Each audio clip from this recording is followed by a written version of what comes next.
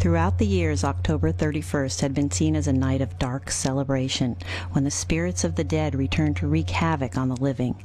It was a night for mischief, wicked pranks, black cats, and witches. However, as superstition faded, the night became one of fun, of dressing up, bobbing for apples, and begging for candy. The sinister side slowly faded away until something happened. This was 1978. The night that he came home. That night he tore a bloody rampage through the world of cinema, and suddenly trick-or-treating was lethal again. His name was Michael Myers, and the night was Halloween.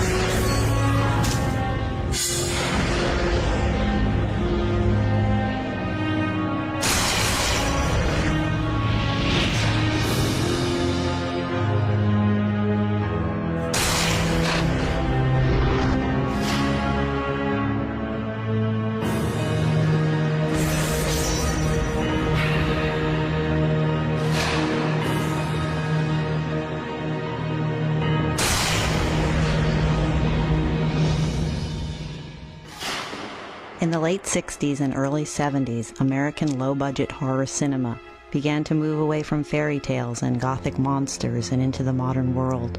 Films like Night of the Living Dead, The Texas Chainsaw Massacre, and The Last House on the Left pioneered this movement by bringing brutal threats into realistic environments. The 1974 film Black Christmas also combined these elements with a night of celebration.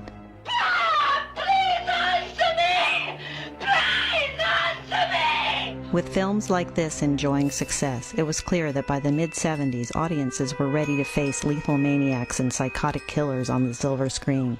It was against this backdrop that the idea for Halloween was born. We had a company called Compass International Pictures, and we were distributors of low-budget pictures. The problem was that we couldn't find any low-budget pictures to distribute. It became apparent that the only way we could make any money is if we started to make some pictures. I was doing a movie, Line of the Desert. Big epic, we're spending $300,000 a day. They came, they said the whole movie is $300,000. He said the babysitter to be killed by the boogeyman. Not the boogeyman that attracted me, the babysitter. Because every kid in America knows what a babysitter, they can relate to a babysitter. And I called John from my bedside, I'll never forget it. And I told him the story. I said, John, I want to make a movie about a babysitter. And I want to make it in one night, and I want to call it Halloween. He got it right away. He suggested we put it on Halloween night, but play the whole thing on Halloween night, and call the movie Halloween, because he felt it was a holiday that everybody could identify with, and it hadn't really been done. And since I needed a job, and I wanted to do that kind of thing, I said, sure, I'll do it, and as long as I can have complete creative control, and I get my name above the title, then we'll do it. A lot of the films prior to Halloween were done by directors who were not really visual storytellers. It was a great treat when I realized that John was completely aware of the camera and how, it was going to be a part of the storytelling. I don't know how you could see that first movie and not think about that horrifying first scene, on Halloween. Especially if you're the person like me who, generally speaking, might sit home and pass out candy to people, and you're like, my brother's coming somewhere and he's going to stab me,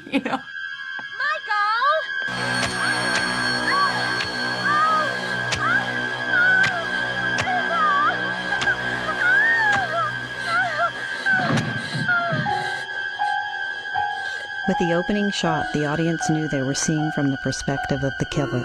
But what they didn't expect was that the killer would turn out to be a 6-year-old boy. The creative team behind the film was very much aware of cinematic history and the effects of certain techniques on the viewer. A lot of that stuff comes straight from European horror cinema, and it takes a real clever director to pick up on those things and incorporate them into a film that is considered primarily an American product. With Halloween, the visual style of the film was inseparable from the story. The innovative photography created a world where danger lurked around every corner, and every empty space had the potential to conceal a threat that went by the name of Michael Myers. One of the things that John wanted to do was always sort of create the tension, the suspense in the Michael Myers presence, or even not being there. You know, where was he lurking? John really is, I would say, the developer of the whole evil concept. He gave Michael Myers that sense of foreboding. I went down there and asked if I could stick around the set. And he said, okay, fine, but as long as you're going to be here, why don't you do something? And he said, go here, put this on, and you'll be the guy running around with, be the killer. Everybody played Michael Myers, basically. Even John Carpenter was, even Deborah Hill did one little scene. In the original Halloween screenplay, Michael Myers was referred to as the Shape. This is not a human being. This is a shape. And just like the word bogeyman evokes something which isn't really human and isn't therefore susceptible to reason, isn't therefore something you can argue with or debate with or even ask for mercy from. Michael Myers is essentially the boogeyman. He's the guy who chases you in your dream, who you can't get away from, who you beat down, and he keeps coming. I think it's not just a matter of new shocks in each movie. It's a sense that you're dealing with an archetypal figure of some kind. One thinks of the Frankenstein monster or Dracula, certain figures that seem to embody larger forces than the specific character. No matter what you do to Michael Myers, you can stab him in the neck, you can poke out his eye, you can fire 6 bullets into him and make him fall off a balcony, and he's still going to keep coming after you. There's something very kind of unhuman about him, even though you know he's a human being. In the same way that Frankenstein was a monster made of human parts, Michael Myers was a monster made of cinematic parts. The camera, the framing, light and shadow, sound, and editing.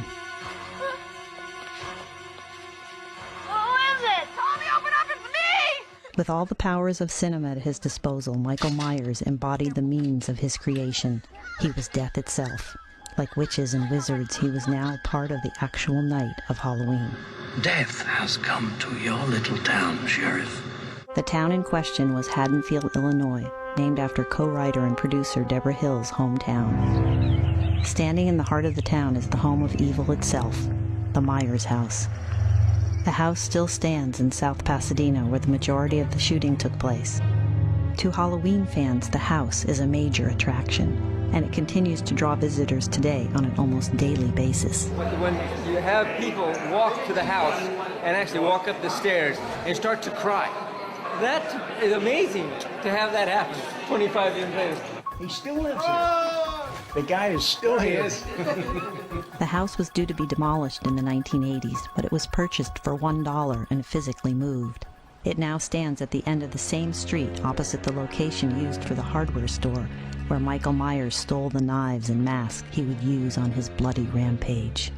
I think the fact that Halloween is set in kind of suburban streets, and certainly for the first portion of the film, the fact that it's in broad daylight, I think is incredibly creepy, and it definitely kind of just nails that it couldn't happen here tone. The typicality of Haddonfield is absolutely to the point of why the movie works so well. It's every town. It's every place. It could be your town. It could be mine. It was within this familiar and timeless environment that the lethal game of trick-or-treat would be played out. On one side, The Shape, and on the other side, Laurie Strode, Sam Loomis, and a slew of innocent victims, played by a mix of genre regulars and fresh-faced young talent. I think Halloween, in some way, has this the style and the feel of other '70s films. I mean, a lot of it too was the some of the casting, like it was, you know, to see PJ Souls and Carrie, then to see her in Rock and Roll High School, and then see her in Halloween, like some of those type of faces that I just, in my brain, are just so, I can't think of 70s without thinking of like people like that. That's not true. I think about lots of things. Now, why don't we not stand here talking about them and get down to doing them? She's just out for the privileges, you know. And I think that that's very appealing. That's very identifiable. It's very attractive because we've all been there. Donald Pleasance played Dr. Sam Loomis, a character directly opposed to Michael Myers, like Van Helsing was to Dracula. You fooled them, haven't you, Mike? But not me. With Donald Pleasance, so much of those movies is about him tracking down, it's Moby Dick, it's, you know, Ahab and the whale, and he's constantly tracking him through every film. I have to bring myself round to seeing it in his way because it's his film. I met this 6-year-old child with this blank, pale, emotionless face and the blackest eyes. It's a little melodramatic, but of course it's not intended to be real in that awful word realistic sense. The character was a hit with fans and critics and became a regular staple in the Halloween films. He was a gentleman, you know, very professional, but funny at the same time. He had this way of talking to you that sort of would draw you in. To this day, most of the actors from the original Halloween are still remembered for these roles. I was a young actor, and all I kept seeing was my character's name on every page, so I knew it was a big part, and I knew that there were other parts that they were casting, other women, other girls, and I was very much a smart aleck and was a cheerleader in high school, so felt very concerned that I was being considered for the really quiet, repressed young woman, when in fact I was very much more like the other two girls. Jamie Lee Curtis played Laurie Strode, the unfortunate teenager who dropped off a key at the Myers house and became the killer's intended target. Michael is much more interested in frightening people than he is in killing them. The killer spends so much more time in the film setting up basically practical jokes, setting up the scares. The actual kills are just there to give the scares a frisson, to make sure there's actual danger there. It seems to me that anyone as resourceful as him could easily knock these people off in 5 minutes. What he enjoys is playing with them. Halloween was the scariest for me because it was about a real man. It wasn't, you know, a monster. It wasn't, you know, Freddy was a monster, Jason, the strange hockey mask, or, you know, someone who'd come back from the dead. It was a man, and it was a man who was going to kill this woman. All of the elements were in place, and it didn't take long for the public to catch on. Totally packed house, totally packed audience, and the Halloween experience in the theater was one of the best experiences I've ever had in a movie, because literally people were screaming all around. It was all full of kids, and people were screaming, and it got to the point where I don't want to hear anybody screaming again. I thought, oh my God, how can you make something like this? Everybody in the audience was like stunned. I saw that film at a Directors Guild screening, and I had two lady friends on either side of me, both of whom spent most of the night like this. Can we look, Tom? Can we look? These movies are a lot more fun to make than they are to watch. I don't think I ever remember this ever happening with another movie, even with The Exorcist. The people coming out from the previous show were actually warning us in the line about how scary it was. There was a critic at the Village Voice. He said it was the greatest horror movie ever made, and we were able to put that on the ads. Opened in Kansas City, and the first week was terrible. Second week was tremendous. The reviews started coming, and they kept coming. People, there seemed to be suddenly a lot of press. Halloween was a massive hit, assisted in no small part by its groundbreaking musical score, composed by John Carpenter himself. I think the strength of John's original score is the simplicity. I think the music score to Halloween is probably everything. When you talk about why is the theme so popular, why does it continue on, I think because it's simple and it communicates. It communicates tension. It communicates something is coming. It's one of the quintessential examples of the power of music on a horror film. Well, it didn't work without the music. And interestingly enough, I showed it to an executive from 20th, but I didn't have the music on it. And she said, "This is not frightening.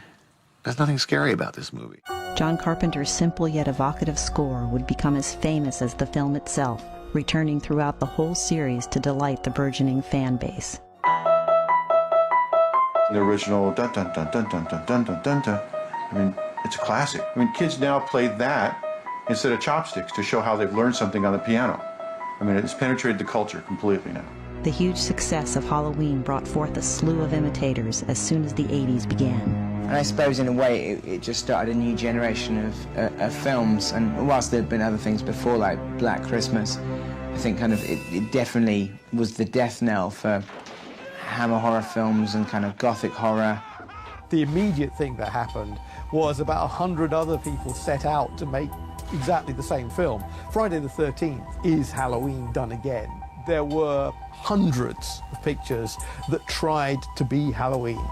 Well, we had a lot of like Halloween knockoffs after that with, you know, a bunch of dumb broads with big tits, you know, running around, dropping their top. Actually, that's not really a negative aspect. The lesson of Halloween did seem to be, you know, all you need to make a horror film is some teenage actors and a guy in a mask. What I think the imitators missed was that you also needed John Carpenter, probably Dean Cundy, probably Jamie Lee Curtis, probably lots of other factors that make Halloween work. There's no question Michael set the stage for Jason. I don't think anybody could ever argue that. And there's no question there would be no Freddy Krueger and his importance to the Nightmare on Elm Street franchise without Michael. He broke down the door in terms of creating an iconic solo character to be tied to your horror franchise. In 1981, 3 years after the original had broken box office records, the producers decided it was time to pick up from the shocking surprise ending. It was time for Halloween 2. It was very funny because people who saw the picture thought we had set it up for a sequel. And, you know, it was the furthest thing from our minds. You know, in those days, the beginning, it's very hard to do a sequel. Nobody wanted to do it.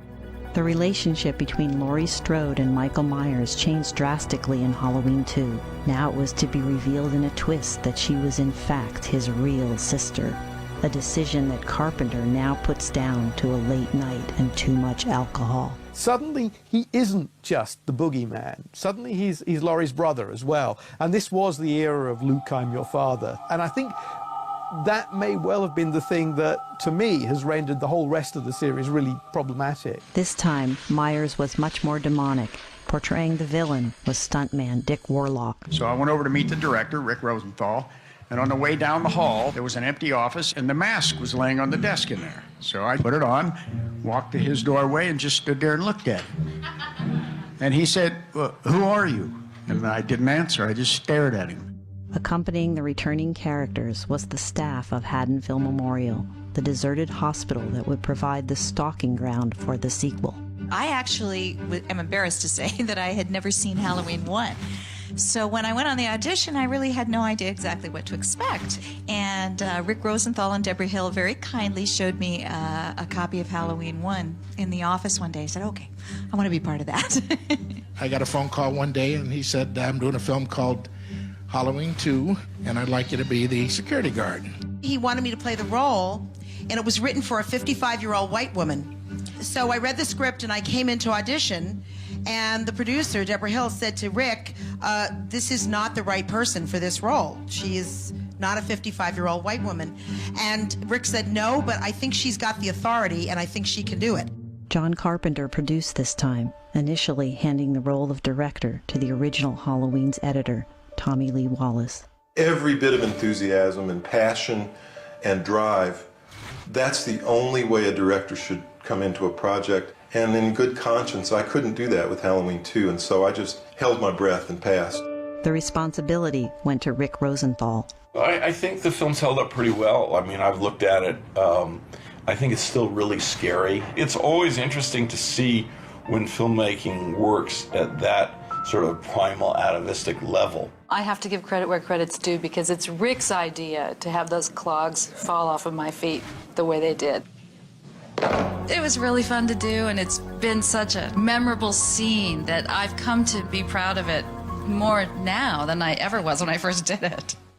There was a growing dispute between Rosenthal and Carpenter about what the finished film should be. Other movies, sort of imitators, had come along who got their business taken care of by sheer gore. John felt the pressures of the marketplace, and so he wrote Halloween 2 to that marketplace. The original Halloween was the most effective because it kept you completely on edge. You never know what you were going to see behind a door, up a flight of stairs. And once it happened, it didn't matter whether it was bloody or gory. Halloween was really the first of its kind.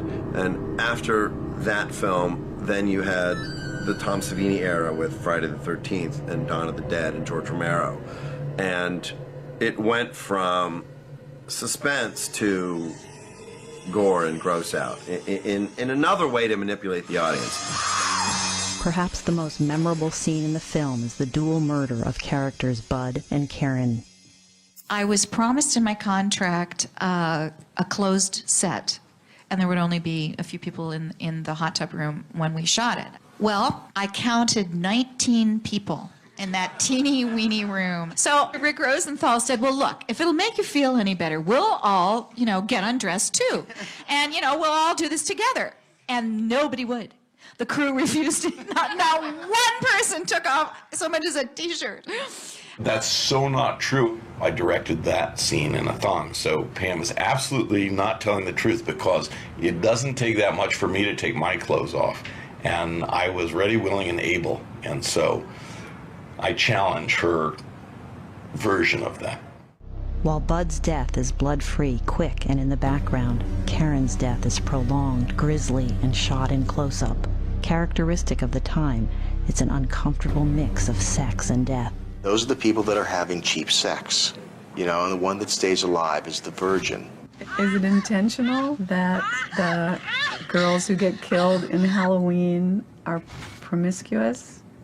Absolutely. Yeah. There's no good sexism, but you have to tolerate a certain amount of it. And I think a lot of the sort of the sexual innuendo that goes along with the killing, it clearly appeals to males somehow. So I don't understand it. I think the men tend to get it a little bit quicker, but I think the reason they get it a little bit quicker is that they're kind of one-dimensional and not really worthy of anything more complex than that. Whereas the women in these films tend to be, either by design or through fate, as the story unfolds, tend to be stronger, smarter, and as we see more often than not in these films, the women tend to be more worthy opponents to Michael than the men are. But somehow it always seems scarier, too. Women can scream really well and stuff, but if you had some guy running around screaming like that, you'd be like, what is this dude's problem, Screaming like a chick. I get more excited, frightened, whatnot if I see some hot chick being chased by a killer than I see some fat dude running around because she's a hot chick. So I'm involved right there just on that basis. I think a lot of guys connect with Michael Myers just because, he's the guy with the knife. We all realize the phallic symbolism of the knife, of course, right? I think people are reading a little too much into that. I think that's a stretch. I think that everybody has an understanding of what it would be like to be stabbed. It's a very primal fear that everybody has. The formula of the modern horror film was now taking shape, and Halloween's fan base began to grow. The success of Halloween 2 made a third chapter inevitable. The producers now had to find a direction. Deborah called and said there was an opportunity here to do Halloween 3. And was I interested? They came to us with a third sequel. That was not known. What do you mean, third sequel? I said, people get tired of seeing the same character again. And I said, don't worry, we'll take him out.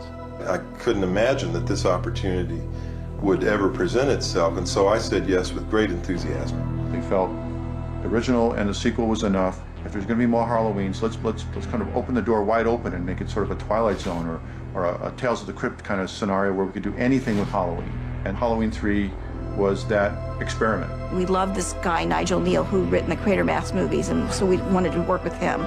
Nigel wrote a wonderful script, but its darkness and its kind of cynical sense, there was something missing. And so there was a certain point at which he withdrew from the project, and left it to John and me to reshape it. Halloween 3 was set in a town named Santa Mira, named after the setting used in the 1956 classic film, Invasion of the Body Snatchers. I have always categorized Halloween 3 as a pod movie, as opposed to a knife movie, which the original Halloween was very much. Whereas Michael Myers had been a villain who could appear in any home, this time the villain already was in every home, the television. It has occupied a place in the center of every household, and we don't question at all whether it should even be here. Halloween 3 was kind of like that. It was like these little kids are glued to the TV set, and the fact that something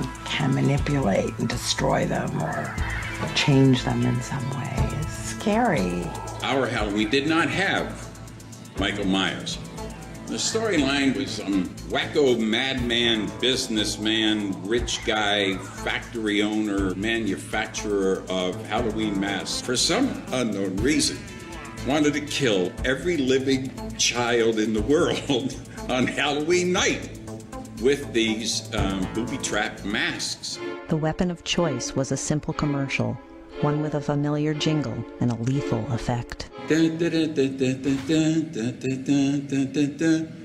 think that was it. Happy, happy Halloween, Halloween, Halloween, happy, happy Halloween, silver. That Shamrock song, man. I wanted to shoot myself in the head. These things happen inside the mask at the magic moment and destroy people's heads. And when you pulled the mask off, there were just terrible looking sockets and orifices out of which were crawling bugs and sundry many-legged things. I mean, this is all demented. Like I said before, whoever wrote this stuff needs a therapist. The strong satirical elements and new concepts in Halloween 3 didn't translate well to the audience, who wanted something very different from the film. It was a complete bomb in its day. It made no money. It pissed off a lot of Halloween fans. Halloween 3 was a good movie, but it's not the Halloween franchise, but it was good by itself. It should have been released as Season of the Witch, no association whatsoever with the Halloween franchise, and I believe it might have found its audience. As a viewer, I would say, what a horrible ending. I think it's sad that society wants to see things like that, and society wants to see blood and gore. My ending to Halloween 3 is a tribute to Don Siegel, because that was how he ended Invasion of the Body Snatchers, with Kevin McCarthy looking into the camera. No! Stop it! No! Stop it! The year of 1988 saw a huge shift in the horror trend. You had a lot of sequels in 1988, and it was getting to the point of access and also marketability. They're not meant to be good films. They're just meant to cash in on a franchise because they know horror fans are so desperate to watch horror movies and love them so much that they will go. I mean, everyone I know will go see a sequel knowing it's a piece of crap. It was into this climate then that Akkad's company, Trancas International, released Halloween 4, The Return of Michael Myers. I just went back to the basics of Halloween 1 on Halloween 4, and it was the most successful. The producers, to their credit, knew they had made a mistake, felt they had to reintroduce the whole idea of Michael Myers and his journey through Haddonfield. Initially, John Carpenter and Deborah Hill championed a script by Dennis Etchison, who under the name Jack Martin had previously penned the novelizations of Halloweens 2 and 3.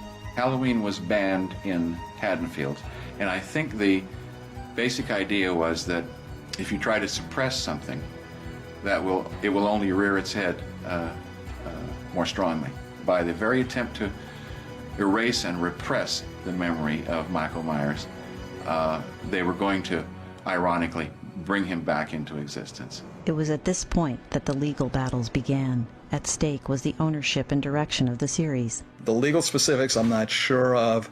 I know Carpenter pretty much divorced himself from the whole Halloween idea and the studio for a number of years. I received a call from Deborah Hill, and she said, Dennis, I just wanted you to know that John and I have sold our interest in the title Halloween, and unfortunately your script was not part of the deal. Mustafa Akkad gained ownership of the series with the intention of producing something more traditional. There was no doubt in the minds of fans as to who the star of their beloved films was. Jamie Lee Curtis is very important in the movie, but I think what most people really are looking for is what Michael's gonna do and how's he gonna kill people and stuff. Walking around in a mask and a jumpsuit, not talking, all he does is stalk people, and that's got to be the main attraction right there. I remember when Halloween 4 came out, I was in line to read for the lead, I think in Nightmare on Elm Street, and I was glad I got this one, truly. It's been, yeah, it was great. The late 80s brought forth the special effects era, and even though Trankis initially wanted to bring back the almost bloodless style of the original Halloween, audiences were demanding a bit more. Halloween 2 is the last time you've seen him, and he's still just more or less a human being with a butcher knife. And in Halloween 4, suddenly he's killing people by shoving guns up through them, and he's crushing people, lifting people up and crushing their necks. I know that when we pulled apart Earl's neck, Mustafa, who was a stickler for, we don't want too much blood. This is not a Friday the 13th movie. This is a Halloween movie. I understand that when we were doing Earl, he kept saying, more blood, more blood!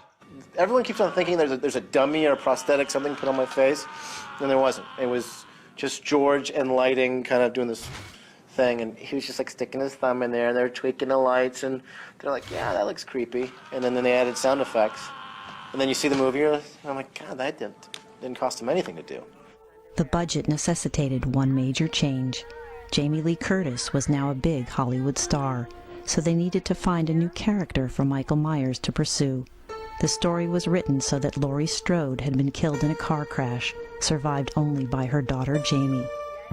The killer's new target. In Halloween 4, she's younger and she doesn't know very much about this guy, her uncle, and she's just mainly running from him and trying to get away from this killer. I was banging on doors for someone to help me after I got lost trick-or-treating or something. So 4 o'clock in the morning, they're hearing a little girl screaming through the streets, and somebody called the cops. The cops came, and then the story ended up in the Inquirer that I was almost kidnapped off of the set. For the first time, due to rising production costs in California, the filming took place in Salt Lake City, Utah. Donald Pleasance returned to play Dr. Loomis, ably supported by a strong cast. Michael? This is my first lead role that I was reading for. For Danielle Harris and I, that film was a boot camp in many ways because I think the total shoot was maybe 41 or 42 days, and we might have worked 38 of them, so it was a long, arduous project. From Pennsylvania, love Halloween 4, this guy right here, this guy Chad right here. This guy Chad. Yeah, woo! Yeah, love Halloween, it's awesome. And we used to hang out together. I mean, she'd actually kissed my stepson for the first time when she was like 10 years old.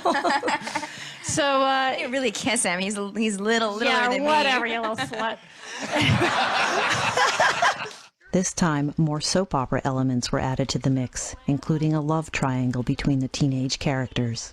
So when Sasha and I, when the day came for us to do the makeout scene in front of the fireplace, a couple nights before, Sasha goes, well, you know, we need to rehearse. And I'm like, oh, okay. So what do you want to do? Kathleen was a wonderful flirt. And the boys all loved her. She was very good on set and very bad off set. Dwight Little made us go behind the trailer and practice. And I was like, practice what? He just said, when you come, you know, he just wanted it to look like, you know, we had smooched before. It's not an easy feat, folks. I don't care how cute he is. It's hard. It's hard to get in front of the whole, you know. Actually, Sasha did admit that yesterday. That what? What did he say? No, that it took some doing, that he was actually the provoker. That he was really acting? Yes. Get his ass down here. I want to talk to him. Kathleen? You and Ellie played rivals on screen. Did that kind of carry off screen, or were you Well, you don't see that little bitch here today, do you? No, I'm kidding. The ending, a deliberate cliffhanger, also shocked audiences. It seemed that Michael's intended victim was to be the new killer. You know, that's what I thought was going to happen. I thought I was going to come back and I was going to be the killer, which would have been awesome. A little frightening, but awesome. Or at least his sidekick, you know, something kind of crazy. I love the ending of number 4. It was chilling. It was interesting that she had actually touched hands with Michael Myers, so we were meant to believe that the evil was passed on to her, and then she commits the same kind of act. The draw of the Michael Myers name in the title proved why audiences were returning. Halloween 4 was a huge box office hit, going straight to the top of the charts. It was 2 weeks consecutive #1 in the nation. There is less gore and lots of suspense. This sudden success meant only one thing: another sequel. Halloween 5 was rushed into production before the script had been perfected. It debuted only a year later, in the fall of 1989. That's a mistake we made. I mean, we bid 4 because it was so successful. My God. I said, all right, let's hit them with 5. Well, we competed with ourselves because by the time the 5 next year 5 come out, Halloween 4 for TV, video, we competed with ourselves. There should be at least 2 years between one and another. I think it was released too soon. And even for the diehard fans, I think it came along too quickly. Hi, I'm Sheriff Meeker. And this is the Halloween you don't want to miss, because I'm going to get this guy, or else I'm going to die trying. Can I give you an image? The audience is going to be... Oh, don't get out. Mirroring the events of Halloween 2, the issue of explicit gore and violence was again a problem. I believe at the time they were finding an X rating because of the violence. This time, however, it was the director, Dominique Othenin-Girard, who wanted more blood, something opposed by Akkad. Dominique had a very specific vision in mind of what he wanted. I remember one specific instance where we were talking about a specific effect. It was a cop that gets killed sitting in the car in front of one of the houses. And I remember saying, well, I think that you should do this, and the camera could do this, and then you'll reveal the dead guy. And he said, well, what do you know? You're the makeup effects guy. That is good. Halloween 5, there seemed to be a little bit more attention on this set. There were new character types being introduced. The script was a bit rough. The story seemed almost there, but not quite there. The director was fairly untried. There's some new angles this year. There's some couple of different type of characters. The story takes a different turn. They sent me the script for Halloween 5, and I read it, and I didn't love it. Not just because they killed me off, because I was surprised I lived through 4. I mean, I think for any character to live through these films from start to finish is something pretty cool. But it was the way that they killed off Rachel in the first go-around. I was supposed to get scissors shoved down my throat, and I said, no way. So they rewrote it, and they sweetened the deal, and I said I'd do it. There was some disagreement. You knew that certain things were going on. We shot scenes and then had to reshoot them. And, you know, to me, I was there to do a job. I would say 5 would be considered the least effective of the series. I'm one of like 3 people that actually survived throughout the whole movie, which is nice to know. Don't kill the child. It's not right. But I do get run over by a car. Why is there a mute kid in this movie, man? Why is there a mute kid in a Halloween movie? Oh, I gotta find Tina! You don't even know where she is! But I do. Send us. Can I have the broom, please? Thank you. We just got yelled at because we're making too much noise. I just let you know that. I don't care. We're having fun. Are we really? Are we really having fun? Help me! Please! Please!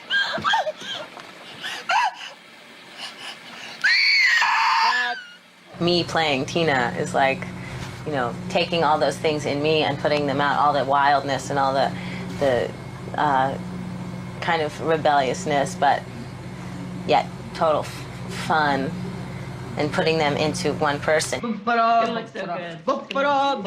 Tina, the character of Tina, in all of my experience with horror films, the character of Tina has been the only character where I wanted to choke her a lot. This character in particular, I think, is different than other characters in horror movies, and just her sense of fun and values and like craziness. I would say it's a good catch for a role. She's just like loves to be the center of attention and loves to like have people watch her. The characters are common characters that everyone lived what they're living in this film, except that there's the pressure of Michael Myers behind them. Audiences could be drawn to a villain that has no dialogue, no personality, no anything, because all the surrounding cast was full of it. Full of personality, full of everything, you know, full of life, and you're really drawn into, you know, Jamie Lee's character and Donald Pleasance, and you're like really, so you could have this faceless killer, and it was terrifying. But once they started making all the other people faceless too, then you had like faceless victims and faceless killers and faceless movie. It is a question of cat and mouse, and we see the cat and we see the mouse, and the mouse knows about the cat, and the cat is going after the mouse. That's about it, I guess.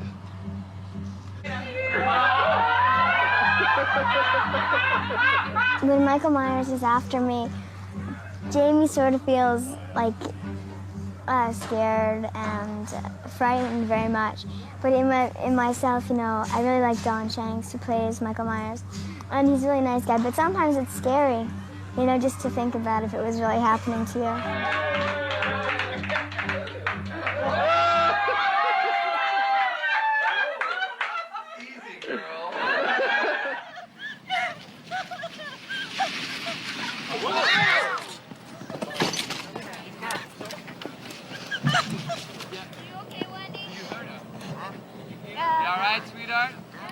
Halloween 5 was the least successful entry in the series so far.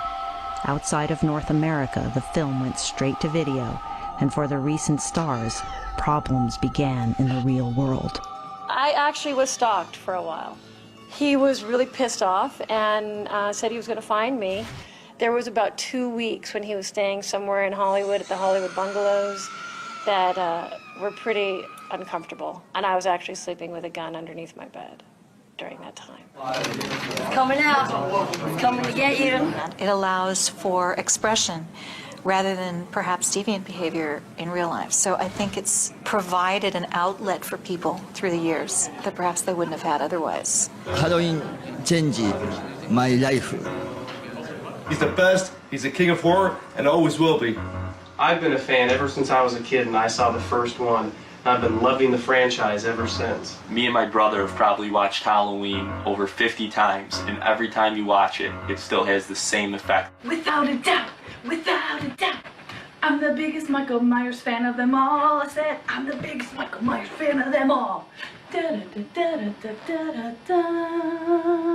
lot of people have tattoos. They put them on their shoulder, on their back, on their legs, up here on the arm. People can't see them. I put mine right out in the open where you can see it year-round. I have a stalker. I do. He hasn't contacted me in a while, but I do. I think it stemmed from back in the beginning of my career, which would have been the Halloween movies. He hired a private investigator when I was 18 and found out my home address and drove with his father and his father's girlfriend from Houston, Texas, to my home and knocked on my front door with a 9mm and a sawed-off shotgun in the trunk. Some people, their whole education is movies. That's what they do. They sit home and they watch TV or they look at the news and say, oh, I saw it in the news. It has to be true. Then he really freaked everybody out. And he freaked me out. Ever since I was a kid, I've been watching these movies.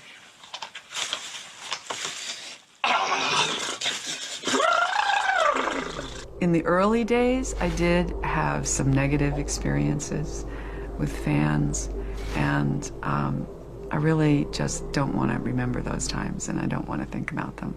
It's a given that these films work on a number of levels, but I would hate to think you're going to have people saying, well, anybody that goes to see a Halloween movie really wants to be Michael Myers and kill a bunch of people. I think that's crap, personally. It's sad that that's what people want to see.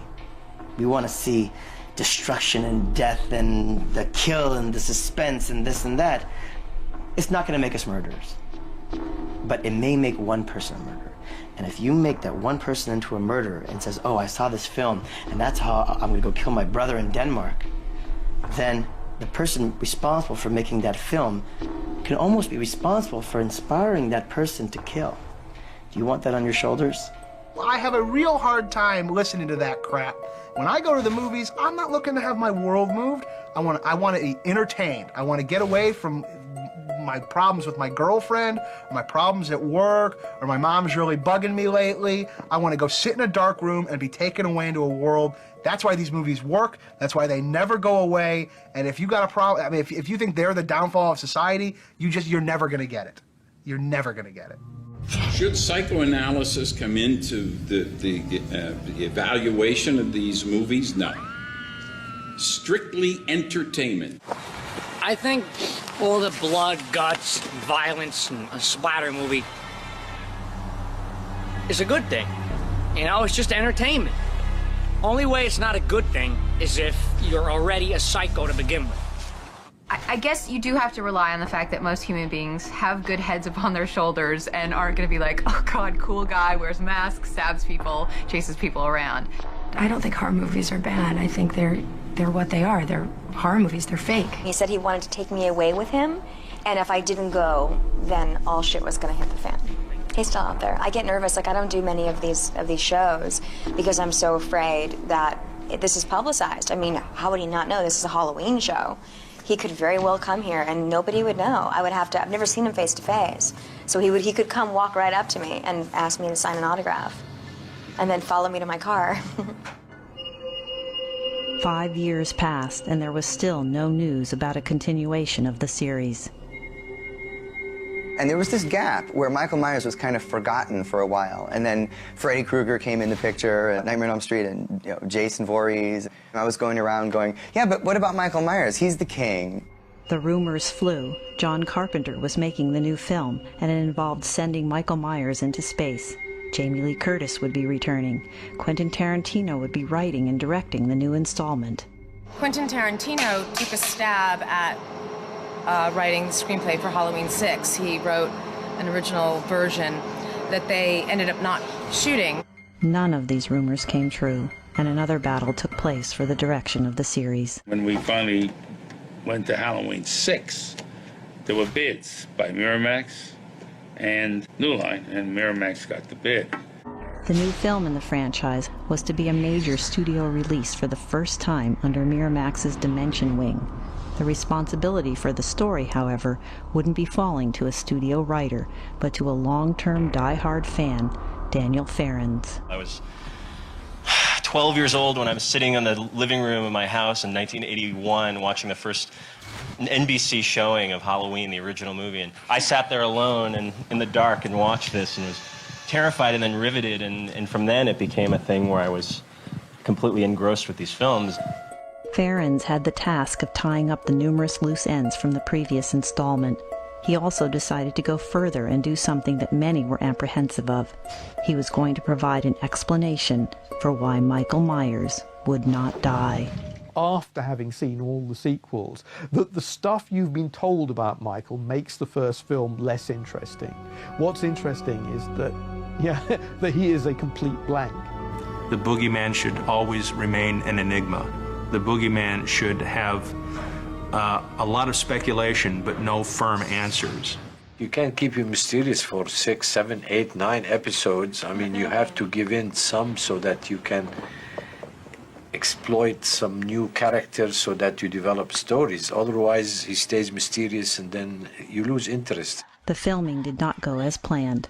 Director Joe Chappelle had his own unique take on what he wanted to do with the film, which greatly conflicted with Farrens' vision. Joe Chappelle had no interest in Halloween 6. He had an interest in getting a 3-picture deal with Dimension, and that was his sole purpose of doing this horror film. I met with one of the Weinsteins. He had wanted a big makeup effects extravaganza. I was happy to do that, that's great. However, in the subsequent weeks, the producer kept cutting back the effects, wanting less and less and less and less. And I'd hired the best crew in the world to create the most complex, over-the-top special effects you've ever seen. And they were frustrated on set because they weren't really allowed to do anything but stab people. The disputes didn't stop there, and they extended to the casting. Lead actor Marianne Hagan nearly wasn't given the role as Kara Strode. He said, oh yeah, I mean, Miramax did not like you at all. Well, first of all, they thought you were way too thin. And he said, and they also didn't like your chin. I said, what? They felt it was too pointy. So I basically continued the movie like this in every shot. Like, I became so self-conscious about my chin. Perhaps the most controversial casting decision made was the replacement of Danielle Harris with actress J.C. Brandy. I was happy for the work, and I didn't find out till after the fact how fond the fans were of Danielle, but you know, she's adorable in those movies.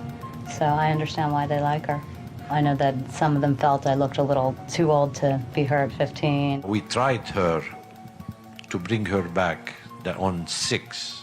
I didn't care for the script. I didn't really like the way Jamie Lloyd died. But I had a lot of fans that sort of loved me, and for her to go out like that, I thought it was pretty crappy. So I went and met with the director, and we sort of talked about different things and ways we can kind of work stuff out, and wasn't really seeing eye to eye. So then it became, if I'm gonna do this, I wanna make a little bit of money. Miramax basically said your character is a scale plus 10 character because you die in the first act, which is about what I made on the first Halloween about 8 years before. So I said, okay, if it's the way you think about me, even though this would be my 3rd movie, then I don't think I'll be doing it. Some actors did return, however. There was the ever-loyal Donald Pleasance in what was to be his final on-screen performance. Press reports at the time speculated on his health. Donald Pleasance passed away in England on February 2, 1995, shortly after completing additional dialogue for the film. I was in Vancouver working on the Outer Limits TV series when I heard that he had passed away, and I was in the car and it said on the radio, oh, you know, Dr. Loomis from the Halloween series, Donald Pleasance, has passed away. And I remember going back to my hotel and calling John Carpenter immediately and just saying, I'm really sorry, because John, they were really tight. How about working with Donald Pleasance on the last one? How was that for everybody? Great. Really wonderful. An honor. He's amazing. And this series is not the same without him, I have to say.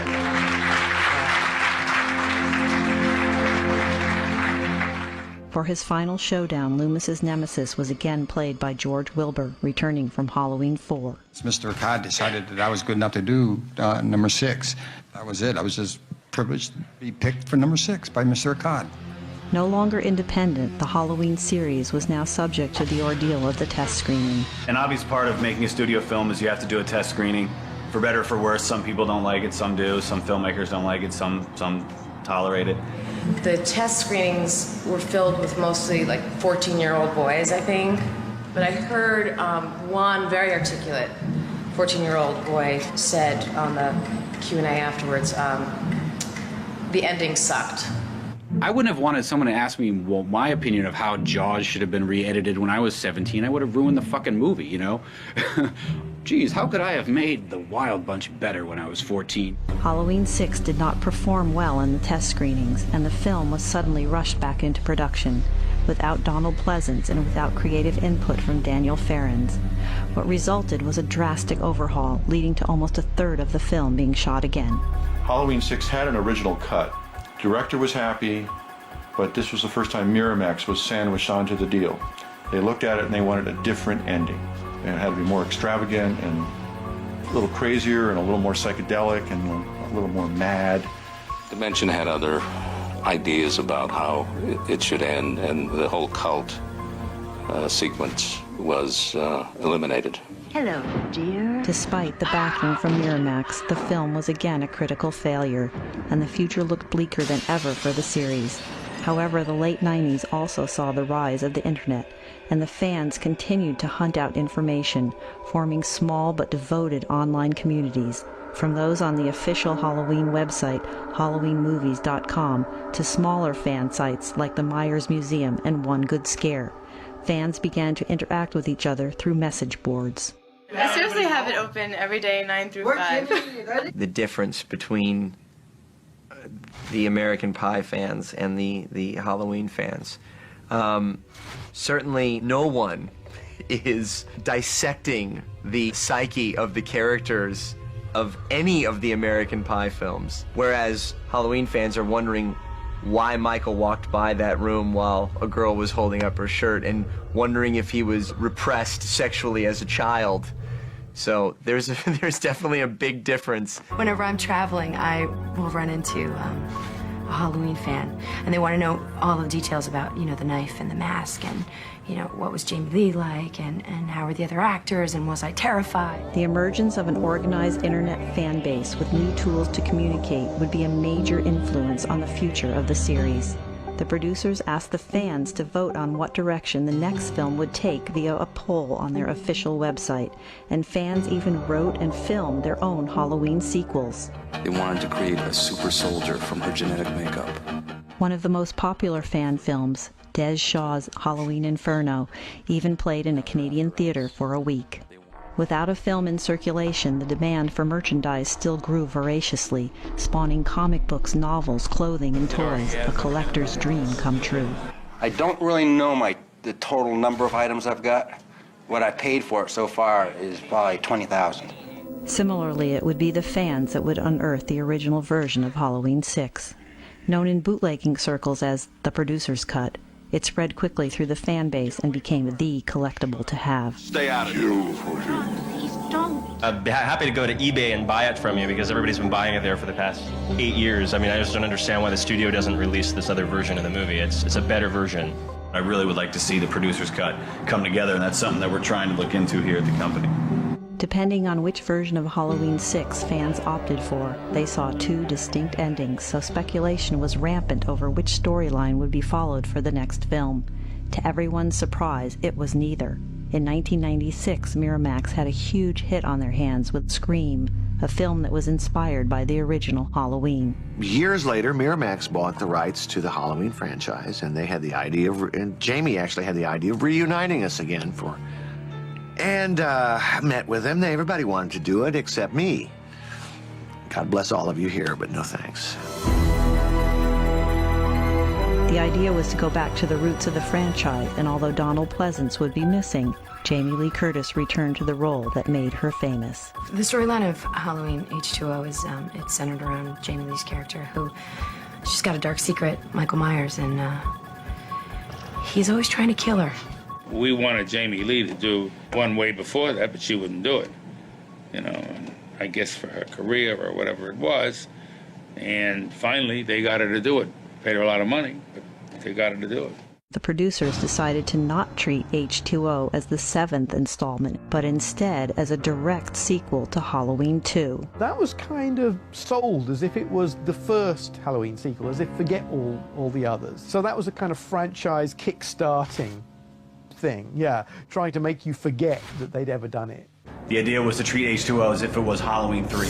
I think the reason that we did that is because Jamie Lee was back in the series, and it just sort of, it presented more of a level of continuity for the entire franchise. H2O turned a dying franchise into a massive success, and 20 years after his debut, Michael Myers was now a pop culture phenomenon. For the most part, yes, the Halloween movies at this point, 20-some years down the road, are products. But I think there is room within them to make them creative endeavors and to respect the fans and to respect the audience and make them as entertaining as possible. Despite the popularity of H2O, there was still controversy with two disputes becoming public. The first involved the score for the film, composed by John Ottman. A lot of the scenes I just cringe and because they weren't the way I had scored them. I mean, there's one, he's in this hallway, it's this low angle shot of Michael Myers, and I had that's where I had pulled out the stops of the theme, going da da da bum bum bum bum. You know, it was great with the choir, and that was replaced by. The second dispute revolved around the infamous mask. The original mask of the killer was actually a customized William Shatner Captain Kirk mask adapted for the film by Tommy Lee Wallace. With Michael Myers, the mask really is part of the defining look of what he's about. There's something terrifying about that. Just two holes in a fairly blank surface. I guess it goes way, way back to the primitive messages in our DNA about masks in general, and every culture has its masks. The absence of personality allows the audience to put into that absence what they will. And probably what you put behind that mask and what I put behind that mask are going to be completely different things. H2O would ultimately contain no less than 4 variations of the shape mask. The mask controversy for Halloween, H2O. They purposefully didn't want it to look exactly like the masks in the other films. I know that there was some rights issues at one point where they didn't want to have to go through the estate to get the rights to the shape mask. So they said, give us a close approximation that won't get us into any legal problems. Steve Miner just was against this mask. For some reason, what he envisioned that the original mask was a completely white face with no expression, no features, which really is not what the mask was, but in his mind, that's what he wanted. And I'm sure that's what he told KMB that he wanted. From what I heard, there was a screening of dailies, and somebody stood up in the middle of dailies and went, "That's not Michael Myers' mask." And all panic ensued, and then everybody started freaking out. Oh my God, what are we gonna do? The mask isn't right. So a call went out to me to sort of reinvent the Michael Myers mask from Halloween 6, but we had to sort of make it look like some of the material that had already been shot on H2O, so we sort of lengthened the neck a little bit and did some minor changes to it.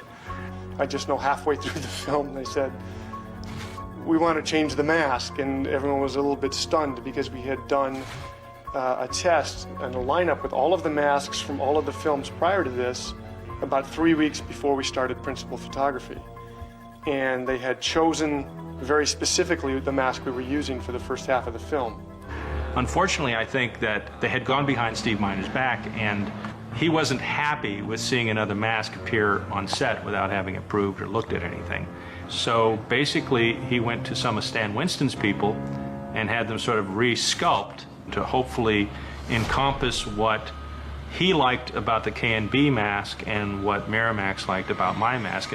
All of these masks can be seen in the final version of the film, alongside a CGI mask that was used for the close-ups and scenes that could not be filmed again. It wasn't like we were hired and then fired, and then John Buechler was hired and fired, and then Stan Winston was hired and fired.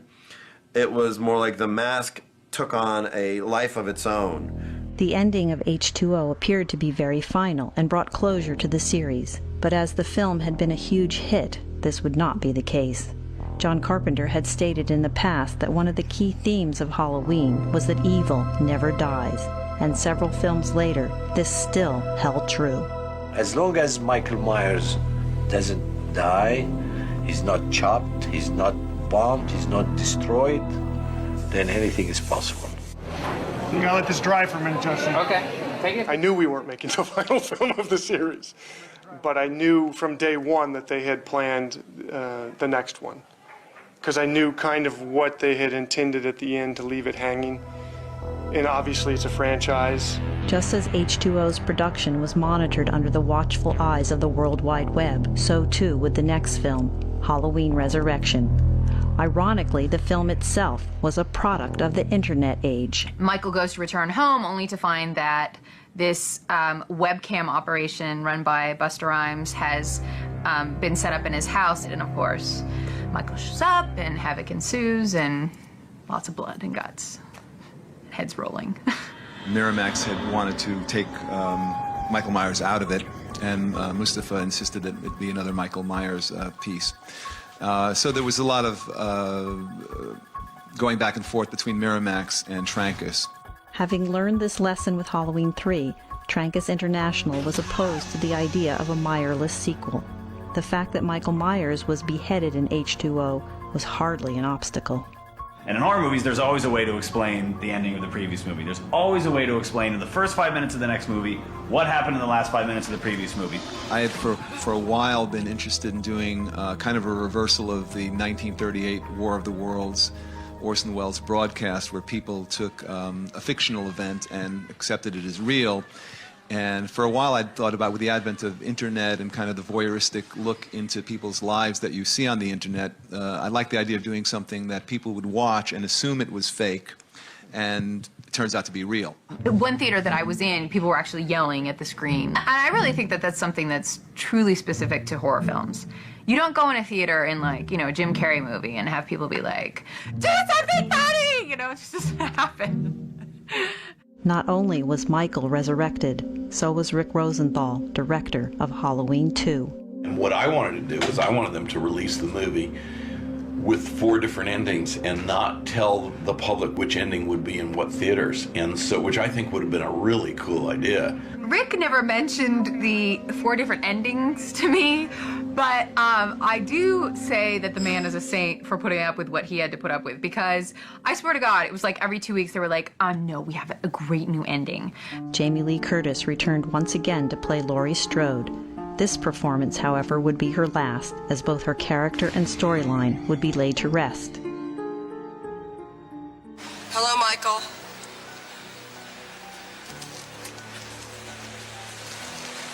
I knew you would have come for me sooner or later. You know, Laurie obviously has changed over the years. It's not like she's this little repressed virgin anymore. I mean, she's a weathered, tired, beaten down human being because of all of the things she has suffered through.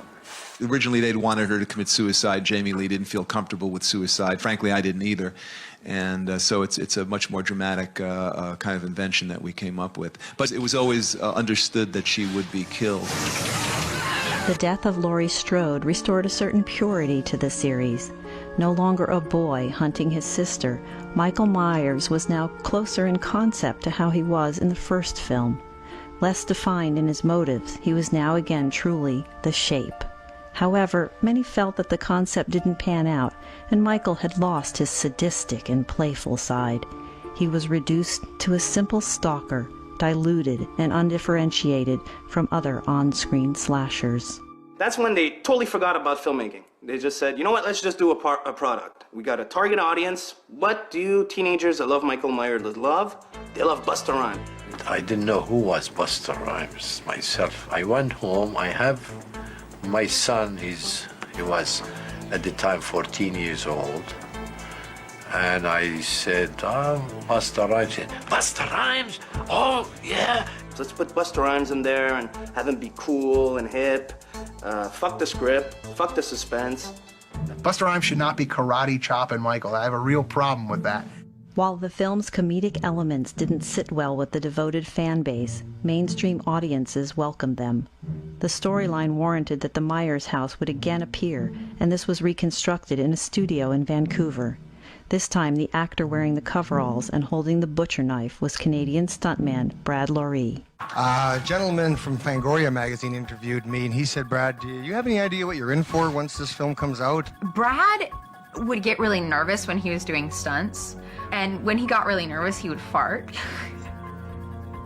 So he'd have this very serious stunt where he has to like fly backwards out a window and like smash, and like you literally would hear him right before he started the stunt just going. Ultimately, the one constant factor in the films is Michael Myers. Exactly why are audiences so fascinated with a silent mass murderer? Well, I didn't really feel this way until I saw the whole series, 1 through 8. But pretty much, he's so masculine. And I saw this picture of him and Jamie Lee Curtis just doing a little lip kiss, and it turned me on. It was really sexy. And, he's never been thought of that way. It's always kill, kill, kill. This is always amazing to me. Why do people pay money? They know to get scared.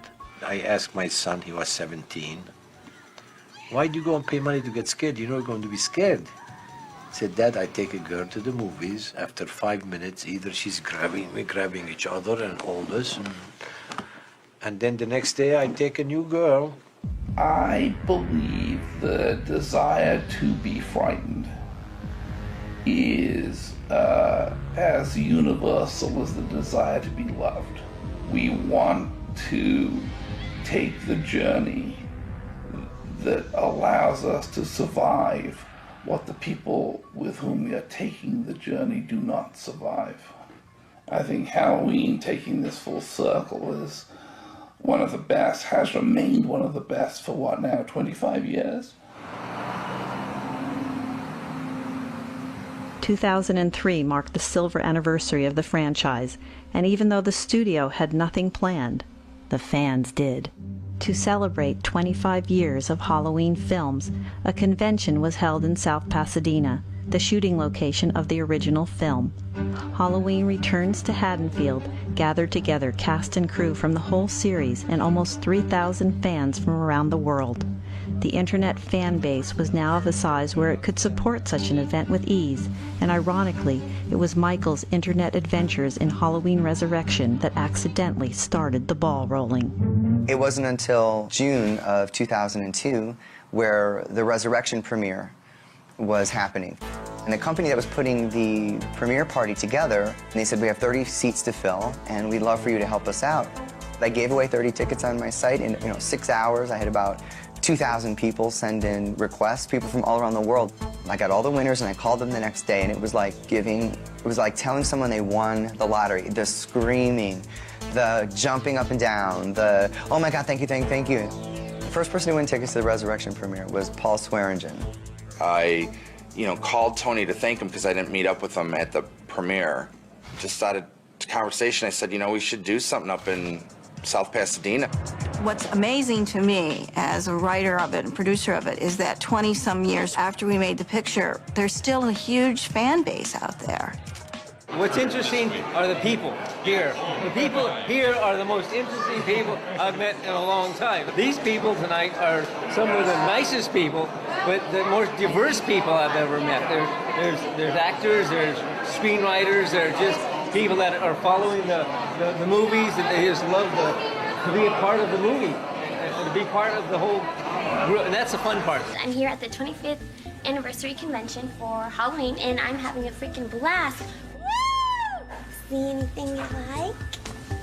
Most conventions, horror conventions, they're all these different things, and this one is poignant just for Halloween, 25 years. It's incredible. Everyone that was there felt like you felt. They're there for the Halloween series in general, so it was just a great time. I couldn't say enough about it. DJ Swords and Daniel Hayes. Yeah. I love it. I love it. Some of the actors that you remember as a kid, and brings back that moment, even the moment of fear when you first saw the movies. Sheriff Brackett, ladies and gentlemen, Charlie Sippers, right here.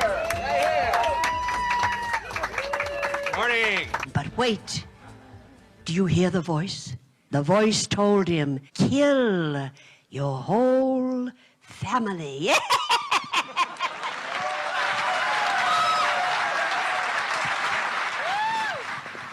It's totally insane. We have 3 new cheers to learn in the morning. The game is in the afternoon. I have to get my hair done at 5, and the dance is at 8. I'll be totally beat. Sounds like you don't have enough to do tomorrow. Totally. Not only were many cast and crew reunited, but the whole city of South Pasadena rallied around the event, from the authorities to the drama students of South Pasadena High School. So how was school? It was fine. Annie, look. Look where? Over there. It's the guy who drove by so fast, and you yelled at him. Hold on. There's the hedge. I think the spirit of the film and the spirit of the convention is reaching out to the kids, and they were just so excited, and it just made for such a different school year. There's Annie and Lori. Hey, buddy! Hey, Annie! Right there. This is the drama department at Haddonfield High School.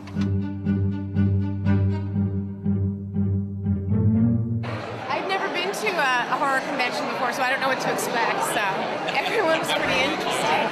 That's the general consensus. Interesting. Yeah. Continuing the tradition, the fans didn't only want to celebrate the past, they wanted to look forward to the inevitable next installment. I was wondering if you could tell us about the plot of Halloween 9. Well, obviously we cannot tell what we're going to do. Come on, we're all friends here. You can tell us. Many of the fans submitted videos explaining why they wanted to be in the next movie. And I have watched Halloween and all of the sequels again and again and again. I can tell you obscure facts about every Halloween movie, who played Michael Myers, information about the soundtracks, filming locations, you name it. As you can see by my hair, I wake up with the same hair that Michael Myers has in the movies. Just like brothers. See anything you like? See anything you like? And one lucky winner was selected by random at the convention to receive an actual walk-on role. Heather.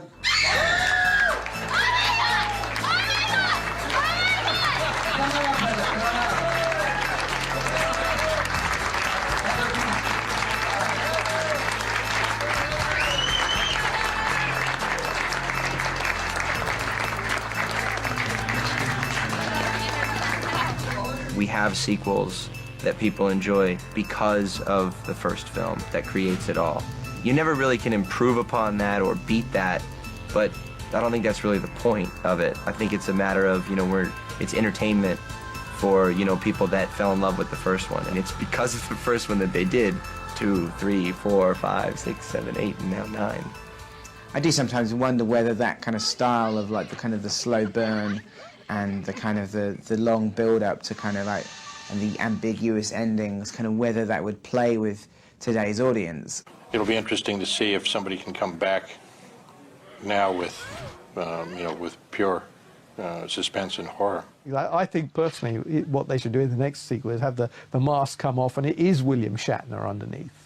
It's been a real challenge to figure out where to go with the storyline from here. I've heard upwards of 50 or 60 pitches on this movie, from a couple of dozen writers. And some are interesting, some are really bad, ranging from, Michael being on a research vessel out at sea because the government is trying to harness his evil, to use as like a super soldier or something. After the box office success of the Freddy vs. Jason film in 2003, we naturally explored the idea of combining any of the franchise icons that we had internally. One of those ideas, of course, was to do Michael Myers versus Pinhead. I was kind of stoked by the idea of taking John's, because John was going to direct it. I was going to write it, John was going to direct it. And I called up John, I said, what do you think about this? Because if you don't want to do this, I won't do it. And he said, no, I'll do it. I think at this point, Michael is still so viable that you don't need to combine him with anyone. You don't need to use that trick to introduce him to a larger audience. Even after 25 years, Michael Myers shows no sign of falling in popularity. As the films continue, so does he, his popularity an enigma, just as his refusal to die. As the shape defies analysis, an unexplainable monster, it is this mystique that continues to make him a part of the night of Halloween.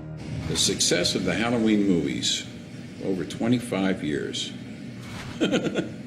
Beats the shit out of me, Lieutenant. The flight chief ain't here. Anchor Bay has been distributing the Halloweens for 7 years now, and always it's been one of our top sellers. Strangely enough, Halloween is one of those few films which is perfect. You wouldn't want to change anything. So many people were focused on getting the film made and putting all of their efforts into what would show up on the screen. Everyone was on that wavelength. Even though some of the things that have now become kind of movie cliches, like the indestructible killer coming back 3 times, Halloween was where it was done first and best.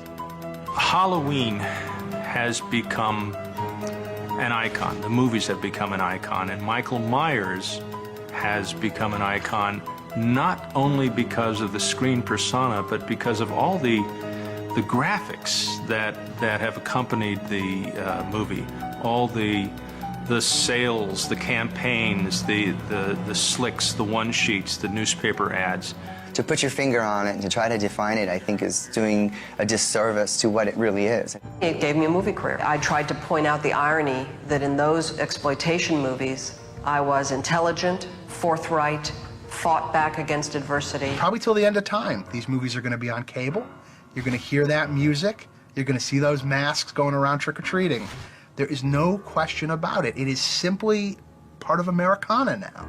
In 25 years, Halloween's become a vast commercial enterprise, and in no small part fueled by our movie. And the fans just want to see, oh, what are the filmmakers going to dream up next? It's us being able to look in a safe way at the dark side of ourselves. He gets killed every movie 10 different times in 15 different ways, but he keeps coming back. Much like the killer himself, Halloween seems to never die. people constantly coming up and say they saw the film and they remember when they saw it, when they were kids, or they've seen it on TV. And that is really neat. I met some people who flew from other states and so on. How can I sit here and fail you? I promise I am going to make it worthwhile. I hope. It's a big burden on me, but I promise I do my best.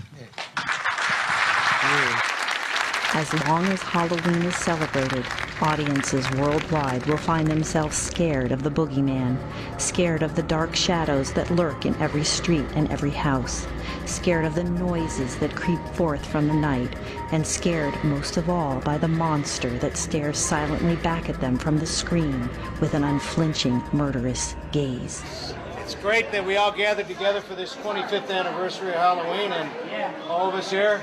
It's been great. It's been a great ride, and thanks for everybody, for coming. And happy birthday! Yeah!